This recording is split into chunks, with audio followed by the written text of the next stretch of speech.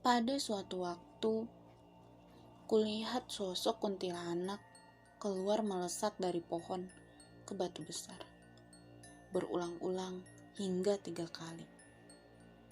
Dan di atas batu tersebut keluar asap yang membentuk sosok pocong. Astagfirullahalazim, ucapku. Dengan rasa takut, aku tetap fokus berdoa. Hujan mulai turun kembali.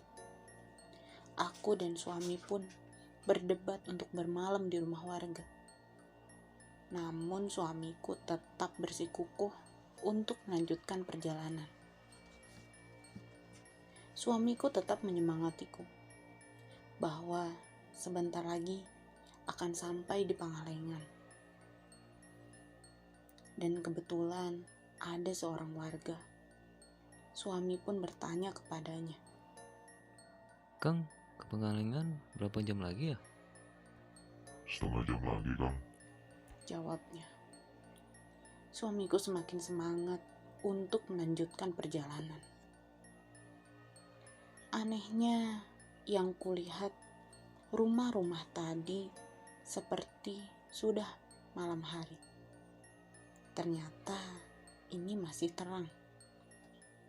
Saat kulihat jam, ternyata masih pukul 4 sore. Kami pun melanjutkan perjalanan kembali. Kabut pun menghampiri kami. Aku pun tak kuat membendung suasana hati yang kacau dan menangis. Entah sampai kapan aku berada di sini, tanyaku dalam hati. Dengan kondisi hujan rintik-rintik, kami tetap melanjutkan perjalanan. Kabut tebal menutupi jalan dari pandangan kami. Aku dan suami begitu panik. Namun, alhamdulillah, ada sebuah mobil dari arah berlawanan bertanya kepada kami, "Ayo naon, Kang? Rumah warga masih jauh, Kang. Di payun, ayo rumah warga."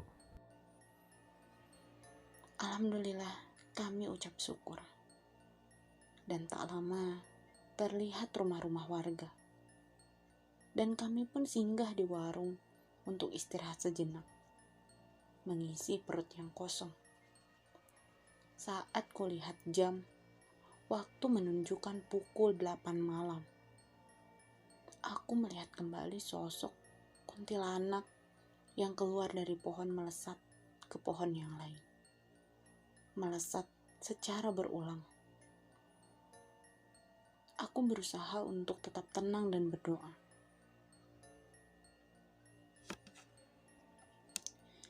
Aku pun bertanya kepada ibu warung untuk menanyakan ini di daerah mana. Ibu menjawab kalau ini adalah daerah Talegong yang masih Kabupaten Garut. Di depan warung itu ada sebuah masjid. Kami pun bergegas menuju masjid tersebut. Kami meminta izin kepada pengurus masjid untuk menginap di masjid tersebut. Namun beliau menyarankan untuk menginap di rumah beliau. Kebetulan ibu beliau hidup sendiri. Alhamdulillah kami diberikan tempat bermalam. Ibu menyambut kami dengan hangat. Beliau sediakan air hangat kepada kami. Dan beliau menyalakan api untuk kami. Sekedar untuk menghangatkan badan. Karena cuaca yang sangat dingin. Setelah melaksanakan sholat Isya, kami putuskan untuk tidur. Namun, sampai pukul 12 malam, aku pun tetap tidak bisa tidur. Pada saat itulah, aku mendengar suara langkah kaki dari luar kamar. Lalu, ia mengetuk-ngetuk pintu kamar dan memanggil-manggil namaku. Suara itu terdengar seperti suara laki-laki. Aku berusaha untuk membaca ayat-ayat doa yang kuhafal. Sosok itu perlahan seperti berjalan ke arahku, sampai akhirnya sosok itu masuk ke tubuhku. Hampir saja aku kehilangan kesadaran. Aku pun berusaha membangunkan suamiku yang sedang terlelap tidur. Suamiku pun terbangun. Dan tak lama dari itu, aku mendengar suara rintihan perempuan yang sedang menangis. Hingga akhirnya aku pun terlelap tidur. Hari sudah pagi. Kami pun bersiap-siap untuk pulang ke Bandung. Saat kami hendak pamit kepada pemilik rumah, kami sedikit bercerita. Dan kami menanyakan, apakah jalan nanti yang akan kami lalui seperti Cisewu, tanjakan dan turunan yang sangat curam. Lalu sontak bapak itu kaget dan berkata, "Enggak, Neng, jalannya tidak seperti itu." Beliau berkata, sepertinya kami disesatkan oleh makhluk gaib di sana, karena Cisewu penuh misteri.